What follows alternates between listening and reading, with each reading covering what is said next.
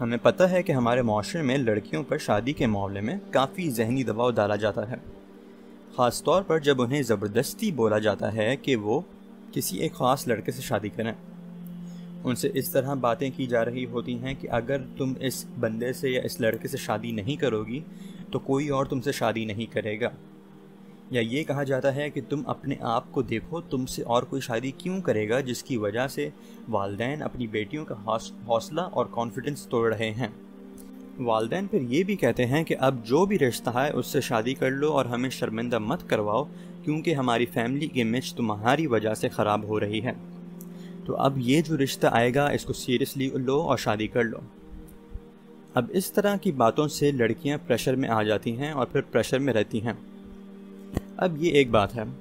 دوسری سچویشن ایسی ہوتی ہے جس میں لڑکیاں خود اپنی پسند کا اظہار نہیں کر پاتی۔ کوئی لڑکی اپنی والدین کے سامنے کسی میں انٹرسٹ کا اظہار کرے تو اسے غضبناک سمجھا جاتا ہے، جیسے بدترین جرم ہو۔ اسلام میں ہرگز ایسی شادی کو جائز سمجھنے کی گنجائش نہیں جو کسی بھی طرح کے دباؤ کے اندر کروائی گئی ہو۔ شادی لڑکی کی اجازت کے بعد ہی ہو سکتی ہے اور اس اجازت میں ہچکچاہٹ نہیں ہونی چاہیے۔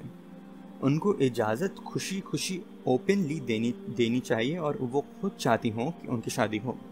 یہ نہیں کہ لڑکی اس لیے اجازت دے رہی ہو یا اس لیے ہاں کر رہی ہو کیونکہ اس کے ماں باپ کہہ رہے ہیں اور اب وہ ماں باپ کو منع بھی نہیں کر سکتی۔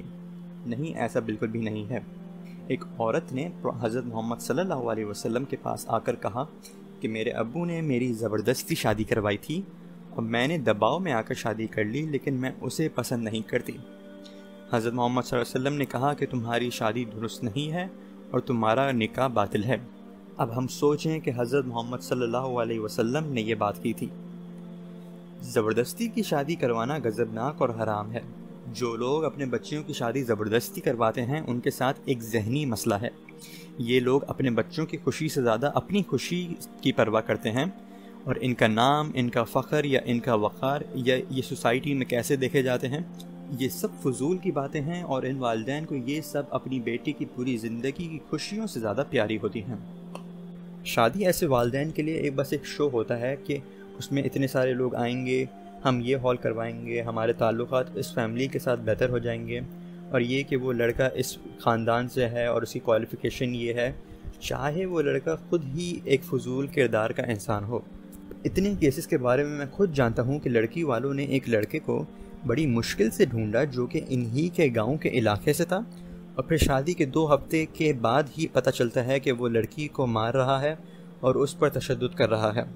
اور ان سب چیزوں کے بعد جب والدین کا اپنی غلطی تسلیم کرنے کا وقت آتا ہے تو پھر اپنی بیٹی کو بولتے ہیں کہ کوئی بات نہیں، صبر کر لو، اور یہ بات کسی کو نہیں بتانا کیونکہ اس سے ہماری امیج خراب ہوگی۔ جب شادی انسان کا آدھا دین ہے اور آپ لوگوں کی شادیاں تباہ کر رہے ہیں تو ایسے لوگ دوسروں کو اللہ کے دین سے روک رہے ہیں۔